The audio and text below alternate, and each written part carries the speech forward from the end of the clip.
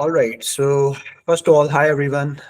This is Muhammad Hamid Khan, and today I'm back with another podcast on my YouTube channel. So I started SEO personally back in 2015, and I've helped many companies achieving their growth numbers. And right now, I'm like learning and implementing semantic SEO and helping some clients uh, doing semantic SEO for their websites and achieving their growth numbers. And today I'm back with a podcast, and today we're gonna cover a very semantic type of conversation. It's like about search engines, about like the stuff I've been posting on LinkedIn, and I've like YouTube channel as well, like where I'm producing some content on that on topics like semantics. And I have a very right guy for this type of conversation, and I've been following him and I've been connected with him and discussing and sharing mindsets and stuff and knowledge with each other. And I'm very happy to uh, discuss now with in a form of podcast and help you understand how the semantics is like working and in the future as well, for example. So first of all, thank you. I have Olaf Kopp with me, and first of all, thank you, Olaf for joining me for this podcast, and it's very thanks for taking time. And by the way, I would, by the way, love if you introduce yourself, because I know you've been contributing to SEJ, Search Engine Land Story, as an author, and you've been like in the industry for more than 15 years, and you've been posting some good content. And recently, I just was looking at your database, like the Google patent database you created. That was amazing so far. So for me at least, and because I like it's like very hard to gather or research Google patents. So you created database where you put all the patents together. So we're gonna go deep into everything. But before that, I would like to ask like you to introduce yourself and your expertise and everything. Hi, Muhammad. Thanks for having me. I'm Olaf Kopp. I'm the co-founder of the German online marketing agency Aufgesang. We're doing online marketing stuff, content marketing, SEO, performance marketing like Google Ads, Facebook ads, some kind of social media ads for our clients. Yeah, and now I'm here talking with you. Amazing. So basically, you are German, right? Your I'm background is German, from. yeah. I'm was born in Germany. I live most of the time in Germany. At the moment, I'm in my second home in Portugal. I'm here several months a year and enjoy the sun and the beaches here. And yeah, but originally from Germany, but I'm not a big friend anymore of country borders, or I try to develop more to a world human. Yeah. Amazing. Yeah, that's nice. Okay, so let me straightforward put your question, and that's like everyone has in mind. And the thing is, basically, you worked on paid ads as well, like social advertisement, Google Ads, and other things like in the marketing channels, for example, digital marketing channels. And again, in SEO, you've gone very deep into semantics specifically. I would like you to compare first with SEO with other marketing channels. Like, do you think the the role of SEO in terms of business growth or website growth or simply the revenue growth is dying day by day, or is SEO still same, or is like growing as compared to other marketing channels? We're in an interesting time now because LLMs conquer the world, generative AI conquer the world. I think people will get informations otherwise in the future, not only on clicking links in search engines. I'm not saying SEO is dying, but I think the relevance of search engines as a traffic channel is more decreasing than increasing. And I think we as SEOs, we have to focus also beneath the classical SEO things to drive traffic from search engines in directions of be visible in outputs from generative AI and to influence, to try to influence it. It's a very, very new topic. I invented a concept called digital authority management to handle that. I'm there on the first steps, or we as an agency, we are in the first steps now to implement a service here. And it's more a combination out of SEO, content marketing, and digital PR.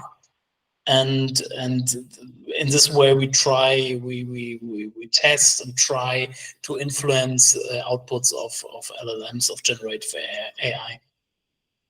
I think that is the actual status quo at the moment. But I think it's a shift. It's a shifting time, a shifting phase at the moment. It depends how quick this development or evolution will go on. Depends on the users. The speed users will use generative AI as an alternative information source. Yeah.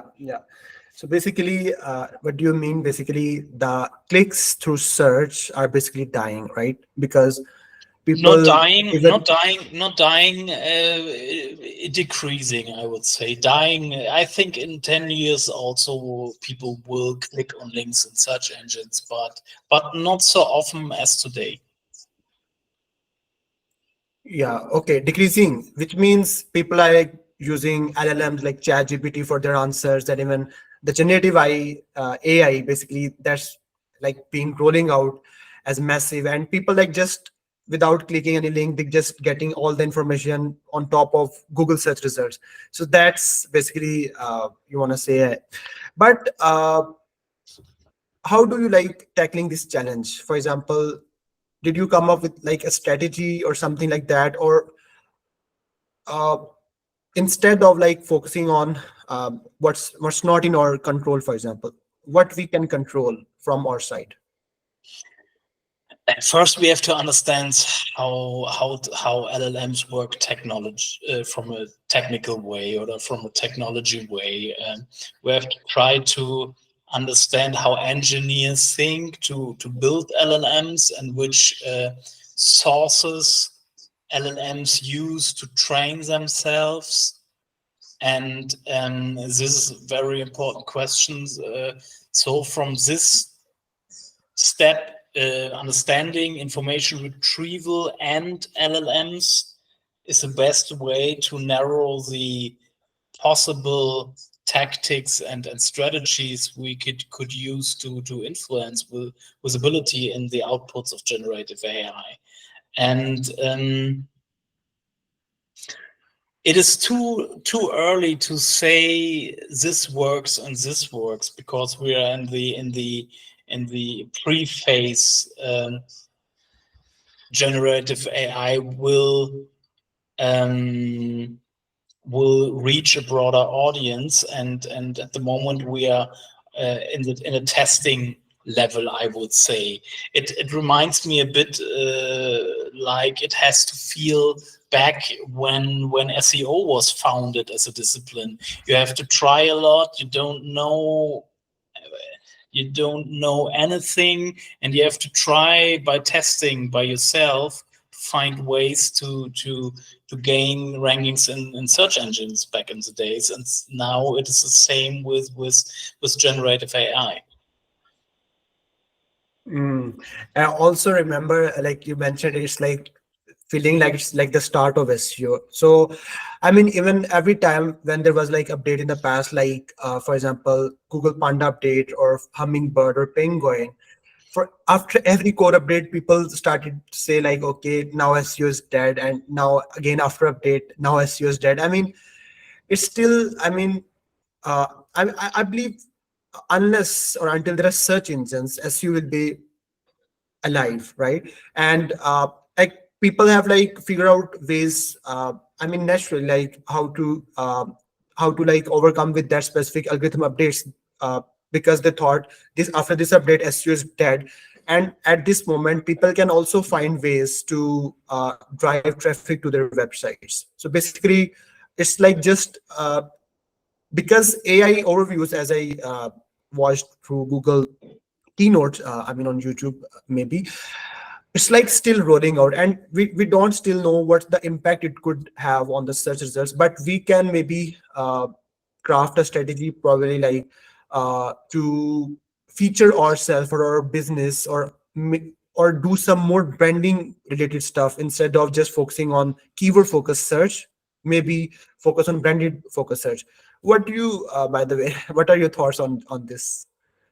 First of all, I don't want to focus in this topic on only on search engines. ChatGPT is no search engine, and we got a lot of like Gemini is also not a search engine, that are standalone platforms where people will generate answers and solutions in the future. So it is not only the combination out of search engines and generative AI as we see it in SGE or the AI overuse, or we also saw standalone solutions and platforms that will play a role in the future. So, but to your question, it was around 2013, I recognized some patterns around brand signals and rankings. It was before Google announced EEAT first time in the quality radar guidelines. I think Google announced 2015 the first time EEAT in the quality radar guidelines. No one was interested in back in the days. I remember it, and I was very excited about this announcement of EAT back in the days in the quality radar guidelines, because I recognized around 2013 a pattern that not really good content, not really relevant content, suddenly rank in the mass, in the broad, in a broad, not only single keywords ranked better suddenly, but all the keywords of my domain was ranking higher. And some months before, I published an ebook about AdWords optimization, and I got some very good links back in the days to my domain.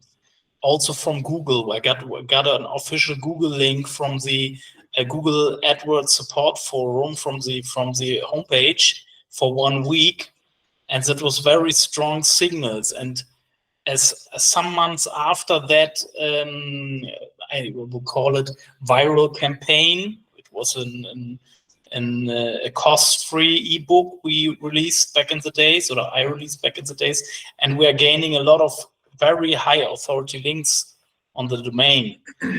And it seems for me back in the days that this and other things increase the authority of the domain, find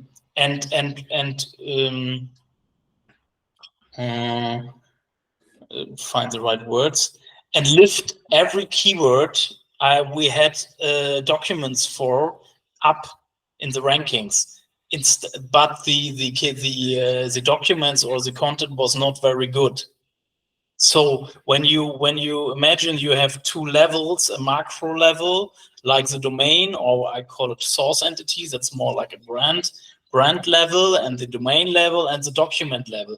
The document level was not very good optimized and not very relevant, but the macro levels on the domain level and the source entity level gain a lift in authority, and then all the rankings, all the keyword rankings come up suddenly after we get so much authority links. And that was a sign for me that there must be something on a macro level, like authority or trust. There was no EAT back in the days. And then there has to be a measurement on a more macro level from Google. And the pronouncement or the introduction of EAT gives this the name 2 years later. And now, so I was so excited about it.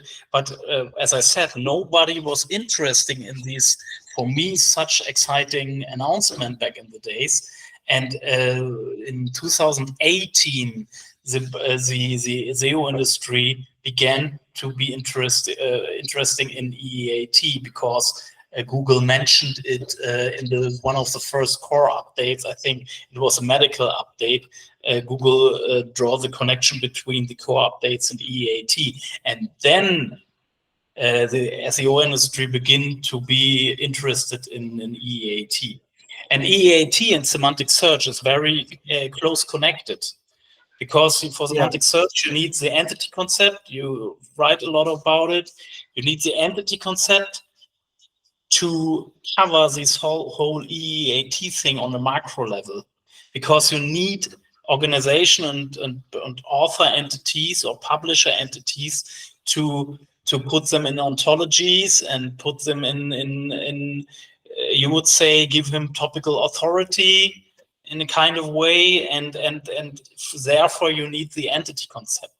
And for me, it was like a puzzle. I was diving since 2013 from the introduction of Hummingbird.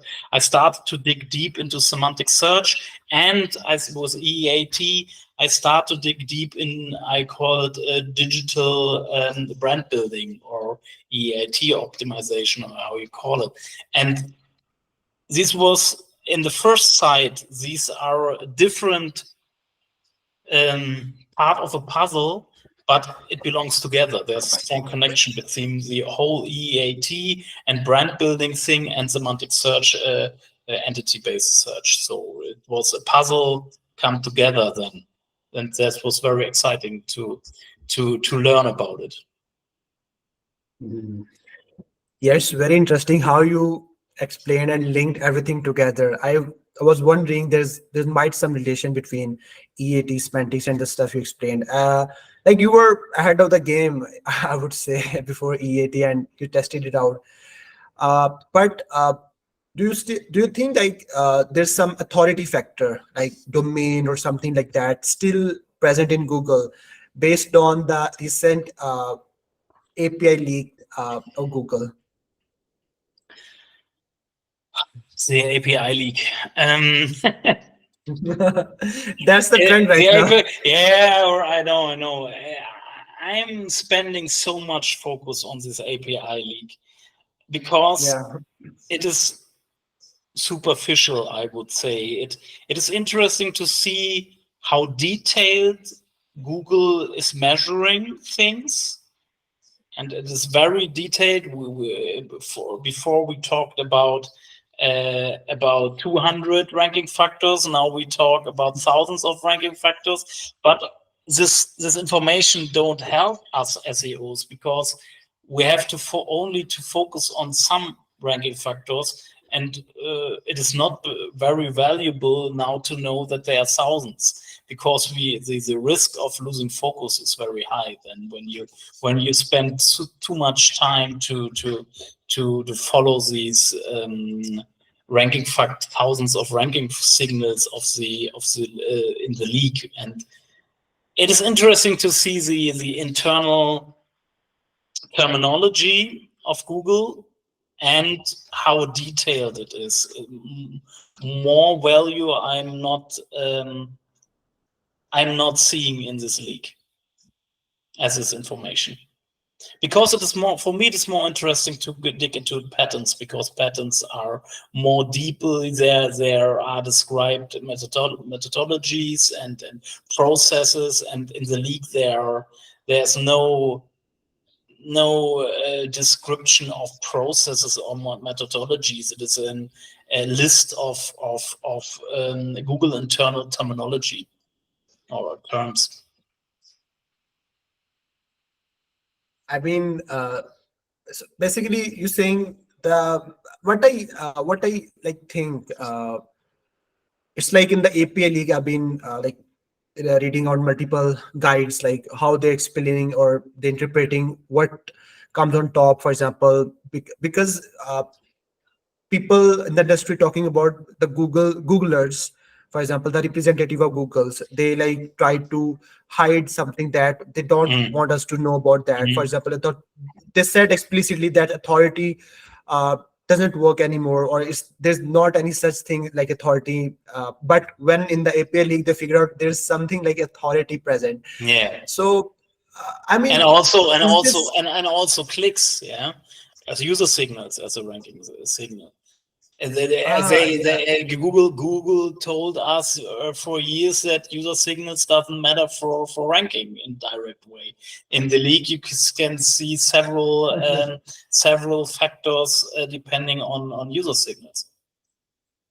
Yeah, but you can also find several patterns in my database alone. I have to have a look here. I got 28 Google patterns are talking about user signals as ranking factors. So, and there are much more patterns based on user explaining user signals for ranking. So I think now everyone has to be clear that the Google spokesman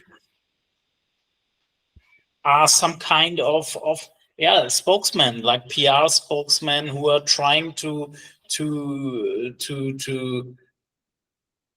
they go very deep when it comes to indexing and crawling. Yes, like there's a big Google developer documentation about indexing and crawling, but when you look at the ranking orientated information from Google, it is very, very superficial and very low value in it, because saying that you have to produce helpful content is not very valuable for us SEOs or webmasters. What is helpful content? Yeah, you can see you can follow answer the questions Google listed in the documentation, but what is the right answer to produce content in a helpful way? There, Google, nothing. There's no concrete information about it, and you can narrow it when you come from like you did and Koray did and other people do with dealing with semantics.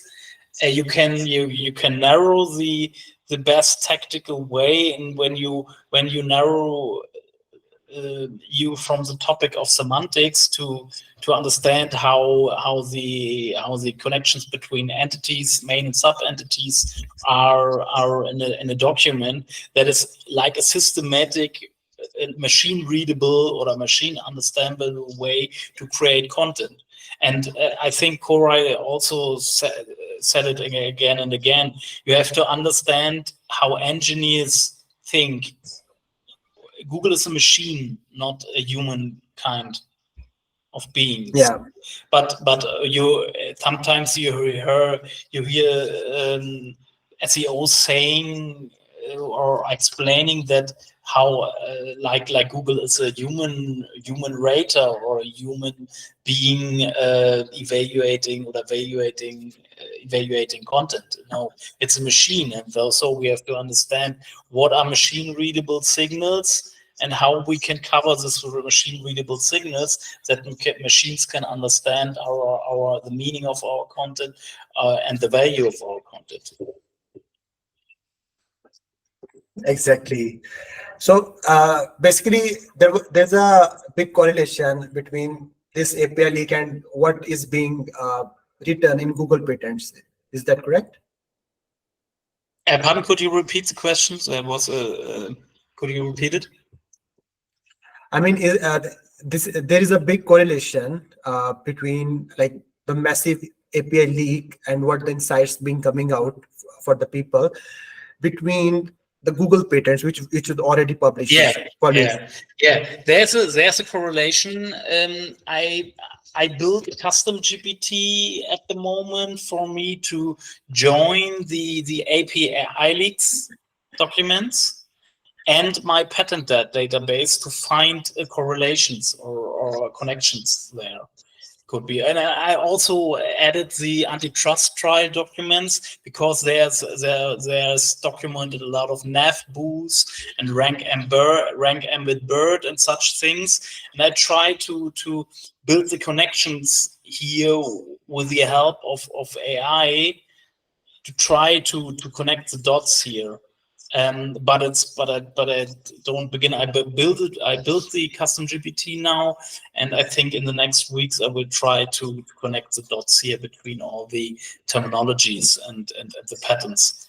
But of course, you can see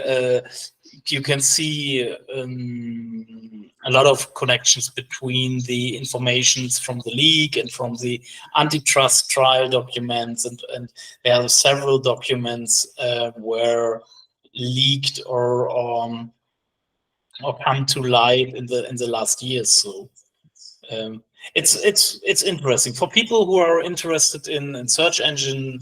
It's interesting times. Yeah, amazing. Basically, I also wanted to try out your GPT when it's like live. I would love to give it a try. And by the way, you're a patent lover. I mean, maybe more than me or anyone else has like seen. Probably Koray as well. I mean, is very. By the way, I'll come to the semantics and topical authority stuff introduced by Koray as well later. But since when, like you are reading patents, Google patents, or overall patents? Since when? Back in the And how many days, patents you have read so far? I'm not counting it. I heard Koray talk about it. He read 4,000 patents. I don't know he read it. That's only a number. I think you also have to read the right patents. So the history was back in the days 2015, 14. I dig into semantic search. There was nearly no information about semantic search and semantics. Semantics, of course, but semantic search not. You got a book by David Emeland, and you got Bill Slawski. These was the two people only publishing about semantic search. And Bill give us the blueprint for analyzing patterns to get to know, to understand better how modern search engines and semantic search engines really work. He was my first deep dive resource. I think I read first time I read in a post from Bill was 2014 around, and that was also like similar exciting as Google announced EAT for me, because from that moment I got a source where I can get deep informations about how modern search engine works, and researching patterns by my own I began 2016 to 2017 around. And first I want to research patterns they are focusing on entities, an entity-based search. And in 2018, I began to research patterns according to EAT, because there were also around about EAT. There is till today no clearly concrete information from Google how EAT is measured, which signals are relevant for EAT. There's one official statement from Google that PageRank is a part of EEAT. In a white paper from 2019, it calls how Google fights disinformation. This is a white paper from Google introduced in the Munich Security Conference, I think, in 2019. There is a lot of written about EEAT, and PageRank is named as an example signal for EEAT. No, there are no other official informations about concrete signals, and that was my motivation to dig into patents to find some EEAT related signals. And there is no patent where EEAT is named concretely, but you got patents about trust, about quality, about reputation, about PageRank. Also, PageRank is a first step towards EEAT, I think, but it was not enough. And then come other signals together, and then all these signals. I describe EEAT as umbrella for all these single signals are relevant for such things like expertise, authority, trust. Nice. You really have studied a lot, maybe more than me. That's very interesting. Like sitting in front of someone who was really deep dive into each and every update, and for example, even understanding and explaining to the audience. That's very big thing. And you mentioned Bill Slawski is, I would say, is the maybe godfather of semantic SEO. I mean, he introduced almost everything. I even didn't get to know from Google itself. And Bill Slawski, he's the one guy who knows how Google's, for example, how Google search works, for example. That's, really interesting. So, based on your so far understanding and experience, or you can say knowledge about Google, what top signals, or you can say factors, for example, and let me put the factors words here, you think that in today's age, for example, or nowadays, that are the main pillar of ranking a website? What top things? Interesting. A colleague of you asked me exactly this question some hours ago at LinkedIn. I answered him, I can't give him a clear answer because the factors are weighted differently, very individually on a keyword level. And so, but when I have to narrow a bit the answer, I give you a broader answer. I don't want to dig into concrete ranking signals. I want to go into, you have content, you have technique for index guarantee indexing and crawling, and you got off-page signals. I would call it real authority signals. Authority, the most important authority and trust signals come from off-page, not from from an on-page side. You got also things like topical authority. When you build, we call it in our agency topical worlds, semantic topic worlds. We called it 8 years ago, or we started.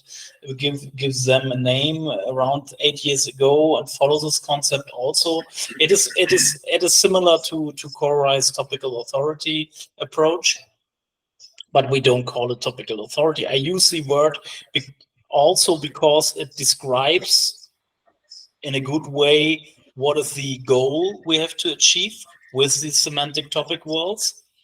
And you can do a lot of stuff on your domain by yourself, but this is no proof for trust and authority. You need a second part that is an off-page part from third-party medias or mediums, because this is a real proof that you are really authoritative and trustworthy. Because you can write a lot about yourself, how good you are, how much knowledge you have, but the real proof of it will come from outside.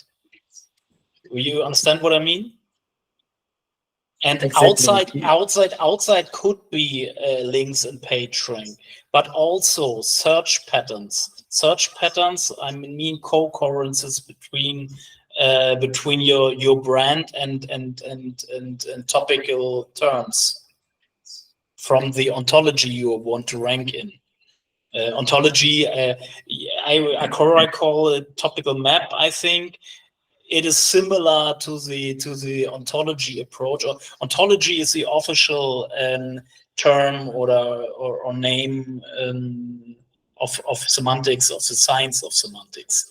Koray switched it to his own terminology called topical maps, but it comes from ontologies, the approach of ontologies. And ontologies describe an ecosystem, a knowledge ecosystem, in which dots or nodes, to explain it from a graph view, nodes, and knowledge graph, nodes and edges. The nodes are the entities, the edges are the connection or the relation between the entities. And you try to build an internal knowledge graph inside your domain. That is the approach I understand, as Koray explained it. And there also Bill wrote a lot of things about, based on patterns, I think, what is about internal knowledge graphs, domain internal knowledge graphs. And that is the concept and the approach of it, I think. And this is one way to build authority, but the other way is to gain off-page signals. But off-page signals is not only links. For me, it is also quite important to produce search patterns and other co-occurrences in search patterns, also in media, the mentions, but not only the mentions of a brand, but the co-occurrences of the brand with important topical words and terms, because that is real brand positioning then. That's one of the nice answer, by the way. Great. So basically, first of all, I have like same point of views. I mean, actually, you started your answer with the word like it depends on the query network or type of queries. For example, Yeah. which ranking signal or factor gonna affect you more as compared to others. So basically, it's not like following what everyone is doing. Just you have to create a mix of Yeah. like components and create a custom strategy for your site, maybe based on your business objectives and based on the search or user behaviors, for example. These Search two things intent, the basically. search intent.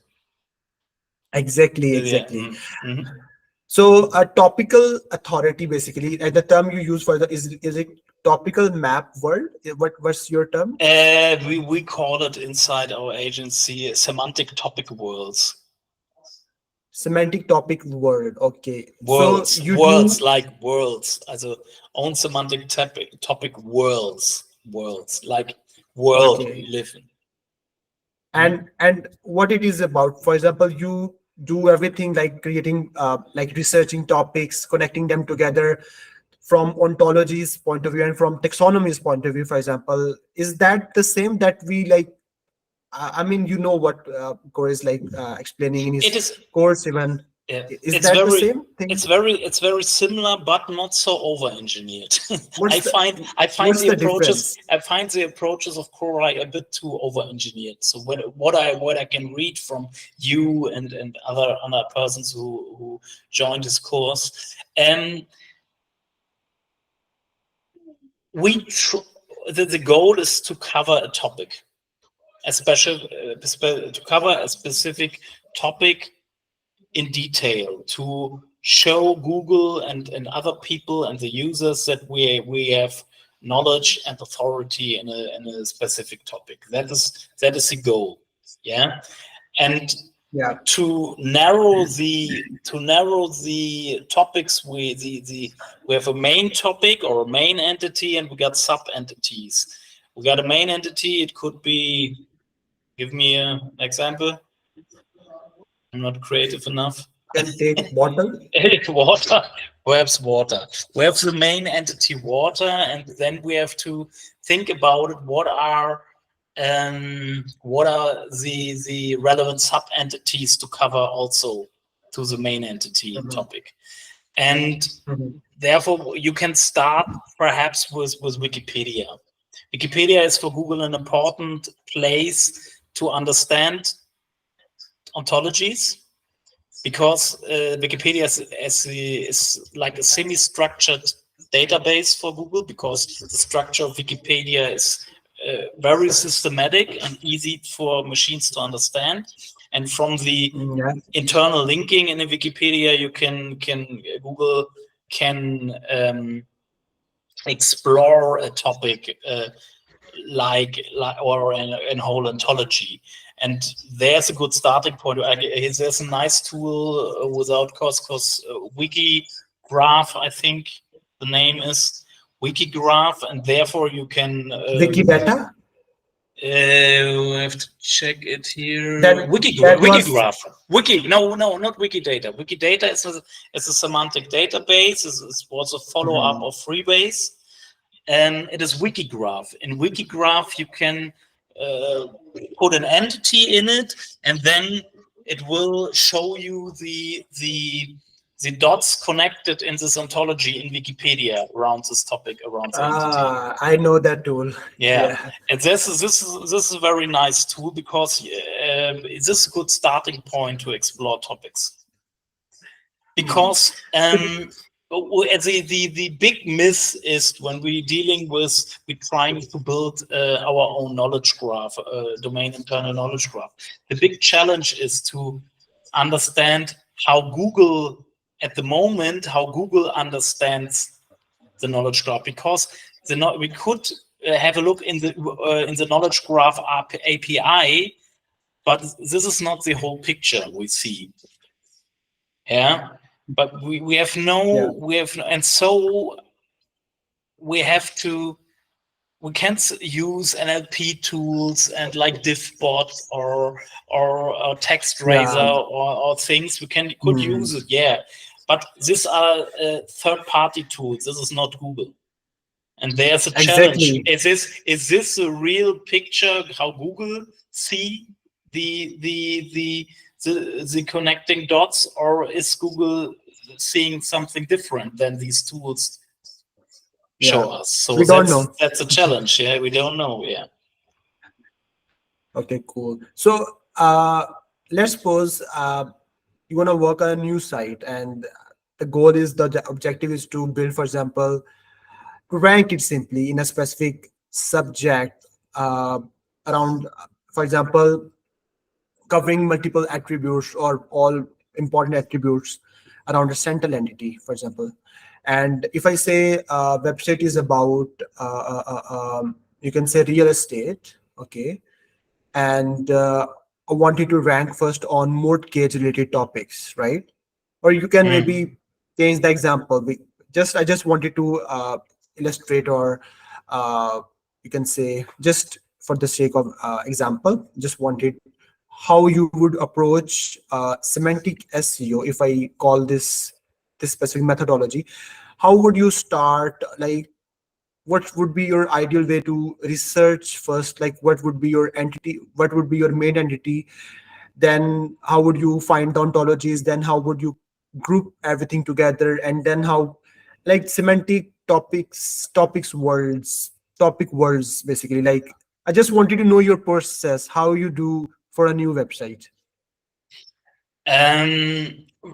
First of all, we checked Wikipedia, because Wikipedia, you see, Wikipedia often referenced in the knowledge graph.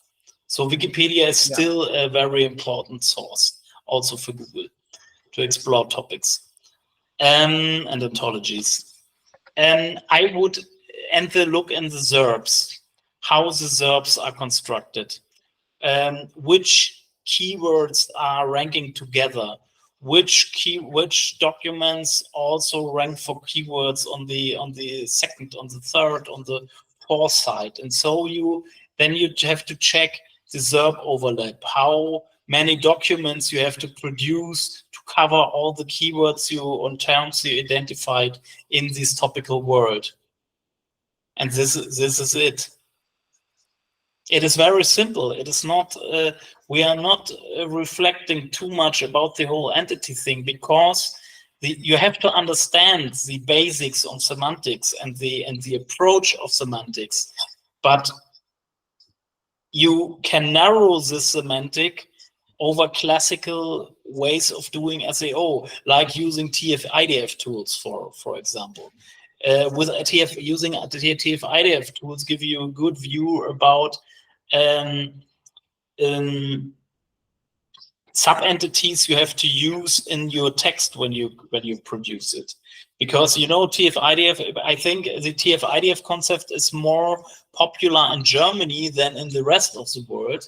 I only know German TF-IDF tools, not a single English one. An English tool for TF-IDF analysis?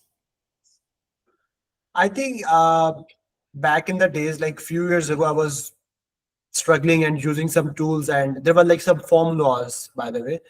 And by the way, it's like TF-IDF, right? And it's like more related towards how Google calculates the relevance, how a machine calculates the relevance, your main theme or context. It is an old concept, and also information retrieval concept from the 70s, I think.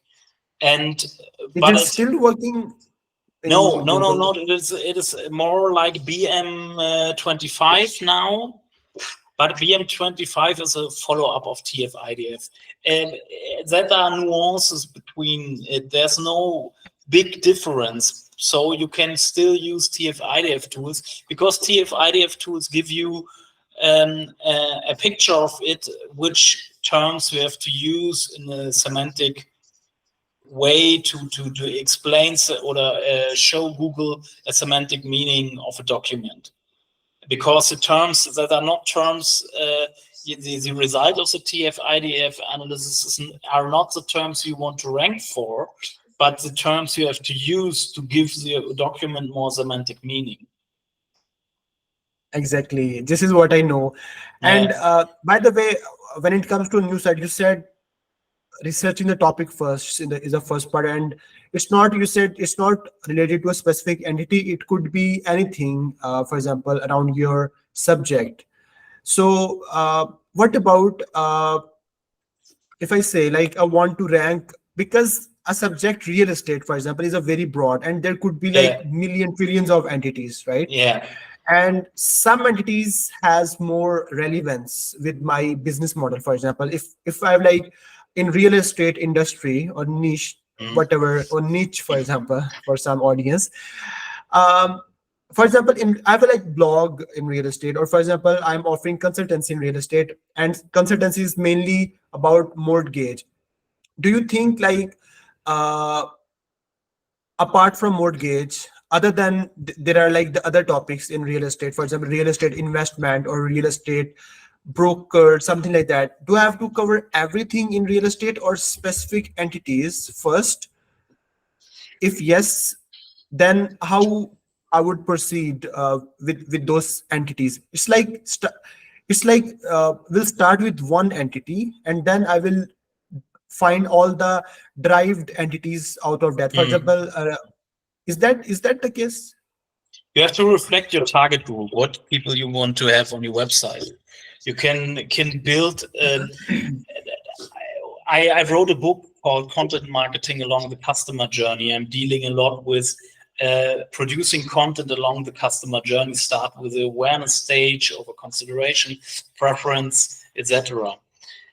And you have to decide when people who are in the awareness stage and are an interesting target group for your company, without having too much traffic irrelevant traffic on your website, then you can buy a big topical word or a broad topical word.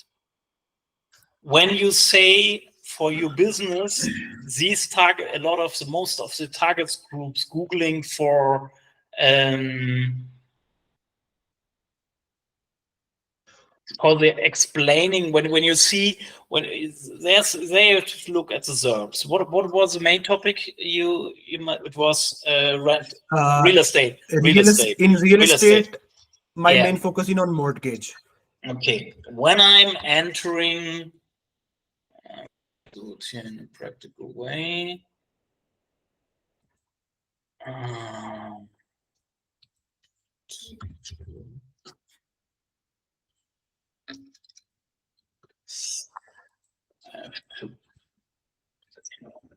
have to produce search in the states here, so we are international. Real estate. When I have a look, when I Google in New York for real estate, I find at first an offering for real estates in New York. And then we got an article from the New York Times. Then I got the people also ask questions, and all the information the SERPs give me, because I think Google can understand the searcher better than any other. So it's like a market research. Look, what inspecting Google SERPs is like a market research, what people want. And when there are a lot of questions answered, what is real estate, then I have to ask myself, should I produce content answering the question, what is real estate, to target my target group? When, for example, we produce a lot of articles in a part of our website. I have to Google the name. What's the name in English? We produce a lot of content, a glossary. We produced a big glossary. The content in the glossary is explaining what is what is what is . Then we ask the visitors what is their job, and we gain a lot of traffic from students and people who are in the who are learning a topic. And I have to answer this question: is this the right target group for my business, or it is not?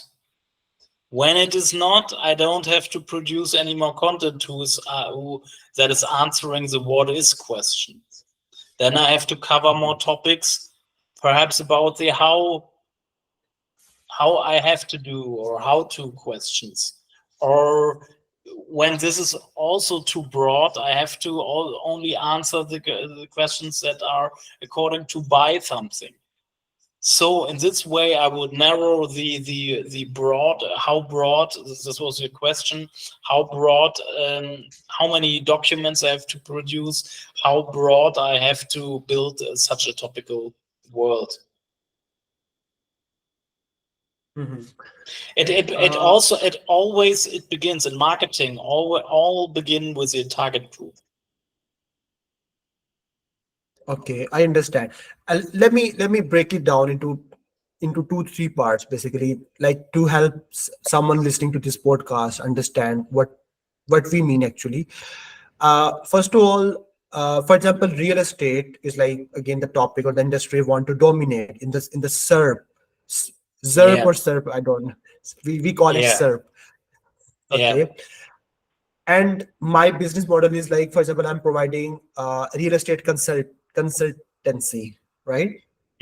Okay, so I will first start with, if someone is looking for real estate consultancy, how someone start their search journey, right?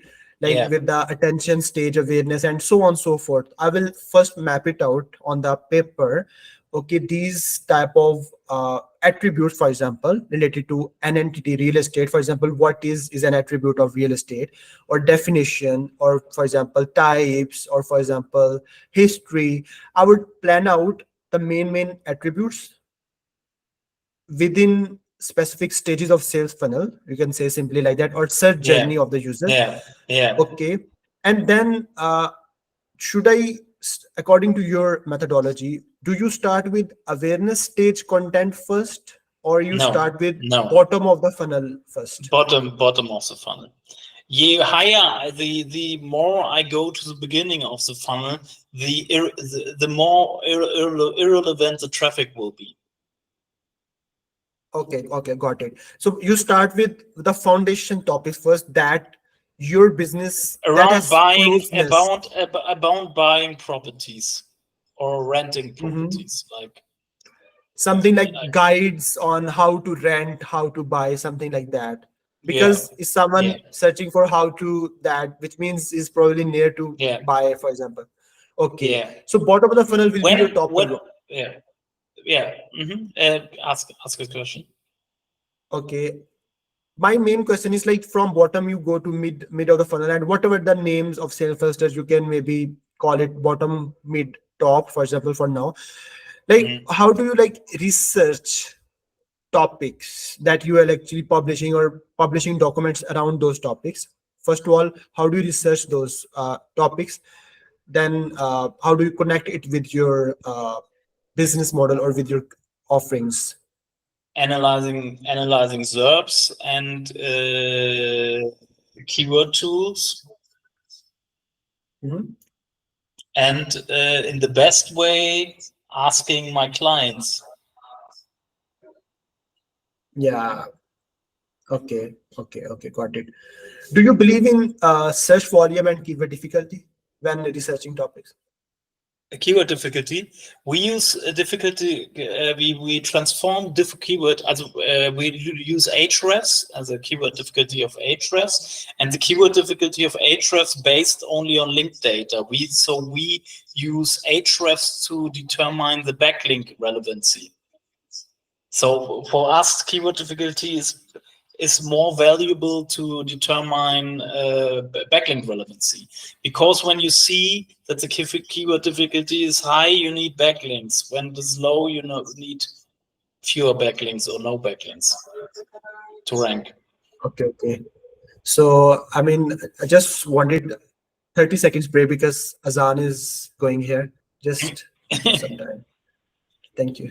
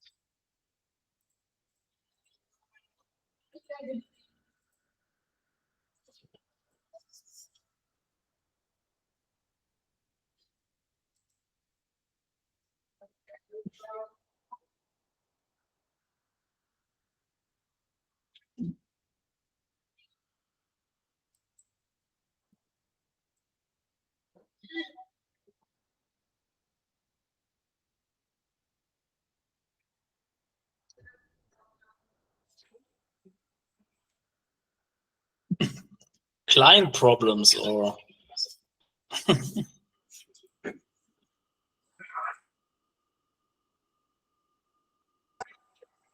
There's Azan going okay. out.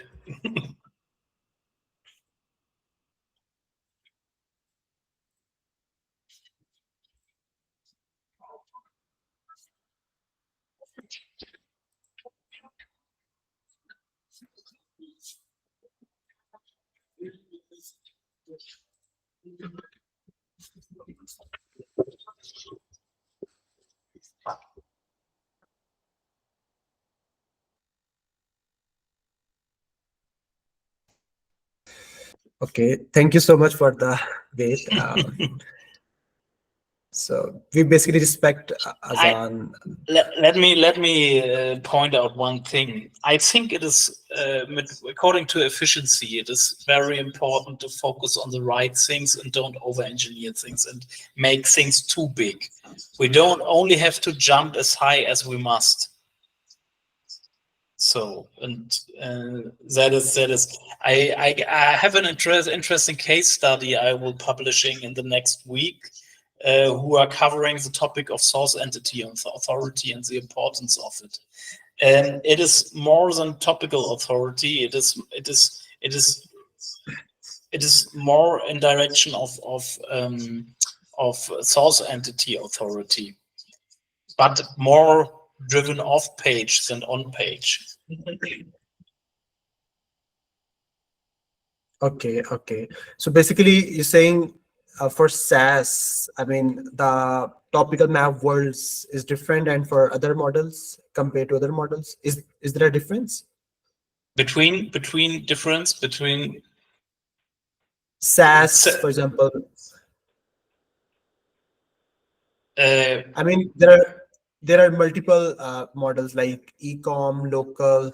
I mean, affiliate. you mean the niches or the business models. So Yeah. it's more topical dependent. The topic is more important than the business model. Because, for example, you got your money, your life topics there, EAT, and the EAT thing is much more important than the relevance thing of the document. When you have no trust, no authority, you can produce the best content and build the biggest topic words. You won't rank for your money, your life topic. Yeah. Okay, so regarding topic finance, we were at that point, and once finishing that, we'll move forward. So you said, I mean, we have like now topics. I mean, in real estate, you can say there could be like maybe uh, 10,000 or 20,000 topics that are relevant with us, and we will pick bottom of the funnel first, then we'll go up and everything, and we'll focus on keyword volume and KD. You mentioned. It is better to be efficient. When we begin in the awareness stage and go down, then we produce a lot of content who has no or less impact on our business model. Exactly. Yeah, I would agree. Basically, you first cover your bottom of the, you do testing as well, then you can maybe build the growth or the search, basically search traffic streams on that bottom of the funnel pages. I mean, so that really helps, by the way. Okay, so now you have like topics. How would you proceed with them? How would you like prioritize them? Like, okay, these I need to cover first. Okay, if in bottom of the funnel you said we're gonna cover first, but overall, do you plan whole 500, for example, topics in advance, or you do like monthly plannings? Like, okay, 20 pages planning, then 30 pages planning, or you plan everything in advance? We call it internally in our agency TSP. That stands for Topical Strategy Plan. And nice. There we are clustering main and sub keywords into topics, main topics and subtopics. And dependent on SERP overlap on search intent, we cluster the keywords together, and then we decide decide together with the client with which topics we would like to begin. because the client knows the target group better than we as an agency. We only knew the keywords and the demand, but we don't know if this demand is the right target group. And the answer to this question, if this demand has a big amount to the target groups the company would like to target, we have to ask the client, and then we decide together which topics we will produce content for. Okay, I see. So basically, it's not just if a keyword has good volume and less difficulty, just go with that. You also get your client into the decision. Yeah, we could rank for high volume keyword, and that has no impact to your business. Yeah, that's the biggest problem. We have increased visibility curve. You got a lot of traffic. You got a lot of impressions in Search Console, and nothing happens on your bank account. Yeah, that's right. And by the way, about your agency, I mean, what main services you providing? Content marketing or production, or what main services you provide? Content strategy, content production. We do a lot of customer journey management workshops as a strategic approach on top. SEO, a lot of e-commerce SEO, some B2B clients, PR, like Wikipedia PR we are offering, and classical PR, the classical PR stuff. And then performance marketing, social media ads, Google ads, Bing ads. That's the stuff we are doing. And how much people working for you at your agency? Nearly 50. And mainly your focus is on SEO, right? Content. No, it is the performance marketing and SEO are the main business fields. But we don't have content, and SEO is very strongly affiliated in our agency. We don't have an own content marketing unit. We have an SEO and content unit. Okay, got it. We are very content. Yeah, we are very content driven in the way we do in SEO. So let me put a case in front of you. For example, you may be familiar with this, like in agencies, like normally a client comes and he say that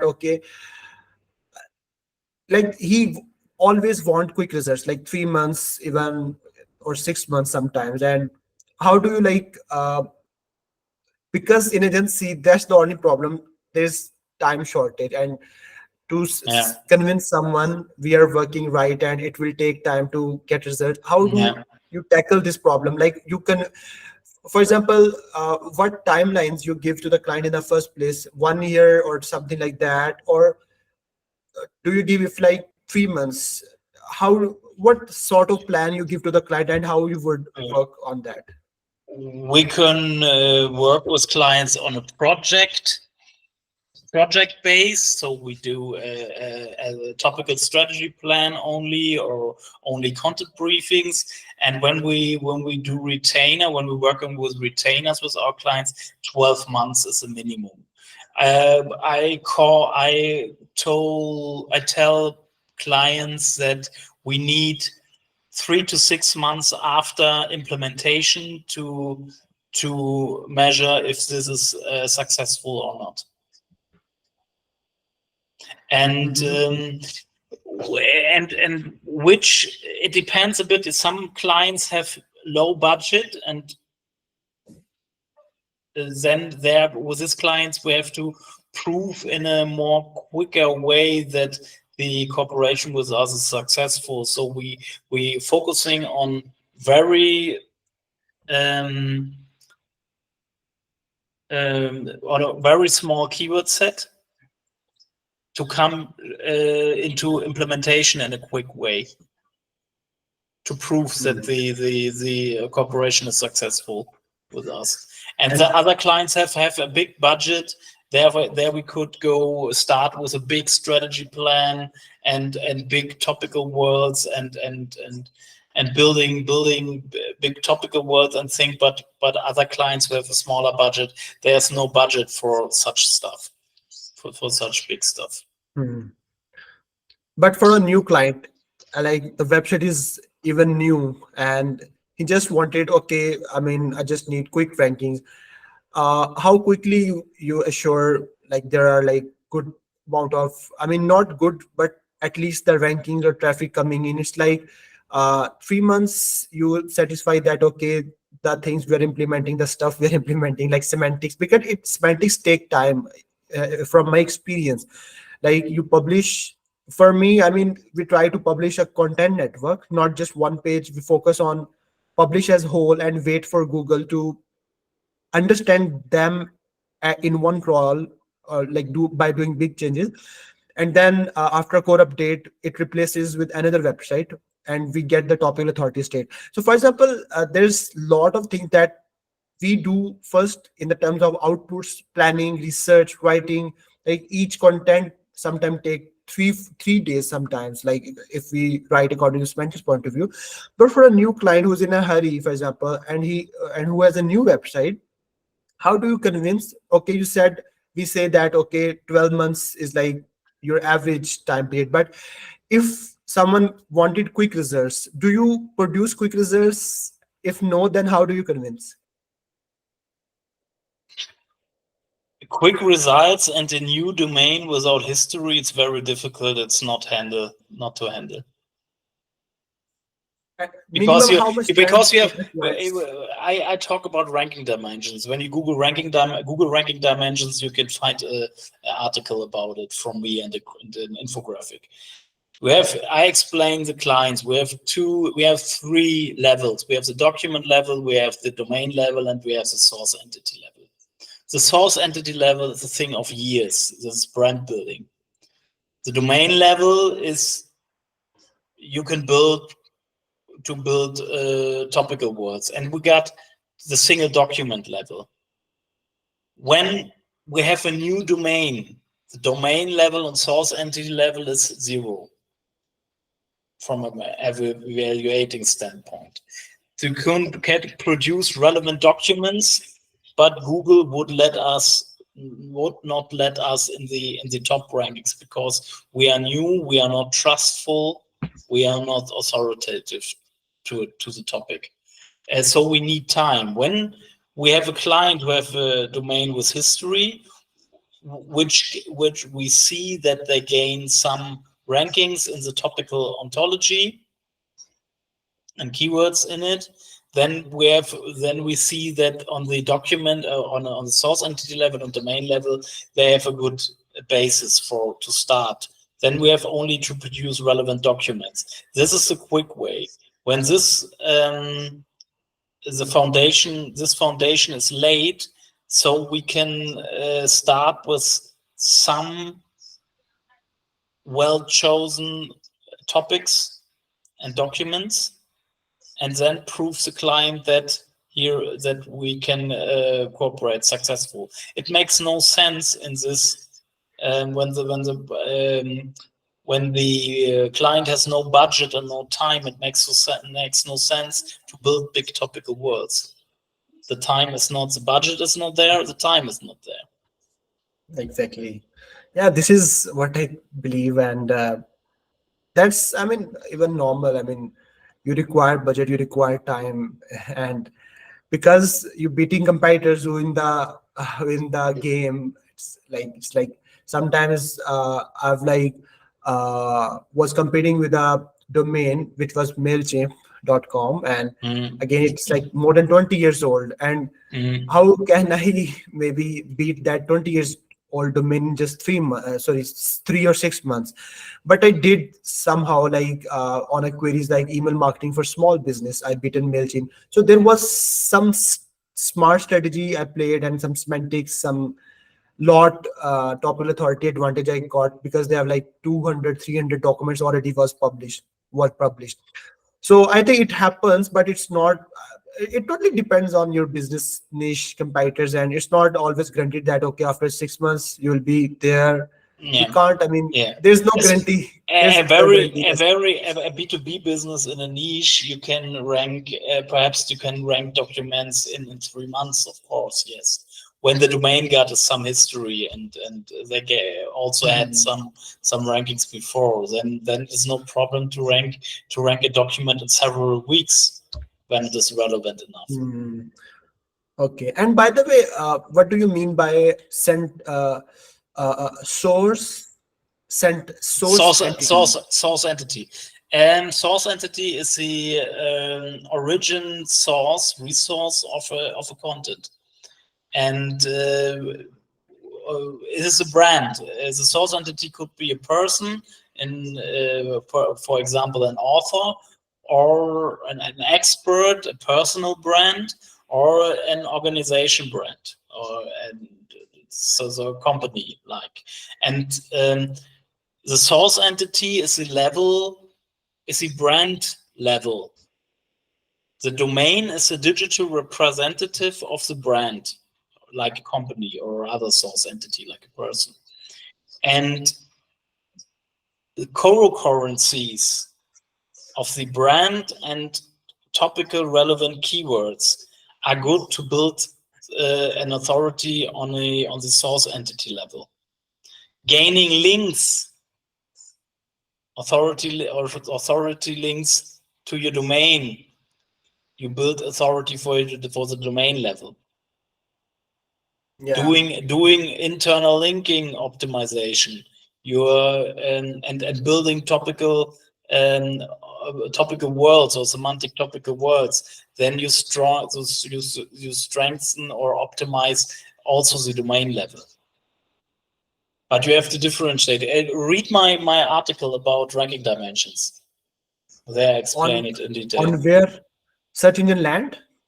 On your own website? Search for ranking dimensions Google, and you will find it on position 1. Nice. I think. Search ranking dimensions. Ranking dimensions Google. Okay, ranking dimensions. Yeah, it's ranking in feature statement. Yeah. And there your article is already ranking. Yeah. you coined this term. Pardon? You coined this term yourself? I wrote it by myself. Yes, or what is the question? I don't optimize it for it. It comes out of my head.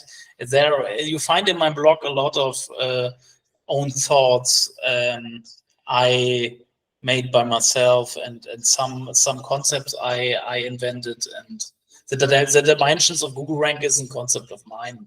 This is not a concept of anyone else. Yeah, very nice. And by the way, we are just like summarizing this conversation as well. It's like I don't know how time flies, but yeah, we have to end now because I have the next appointment now. Yeah, okay, just one last thing. And by the way, we're gonna maybe do second part, but one last thing I would like to ask. It's like very important as well, like from where you learn or you understand or get yourself updated on all these semantics or the terminologies you like writing on LinkedIn, for example. And is there just Google patents or any other source as well? It's simple: patents, papers, and testing. What the second word you said? Patents, papers, research papers, and testing. Amazing. All right, so basically I guess that's it. And it was a very good conversation, by the way.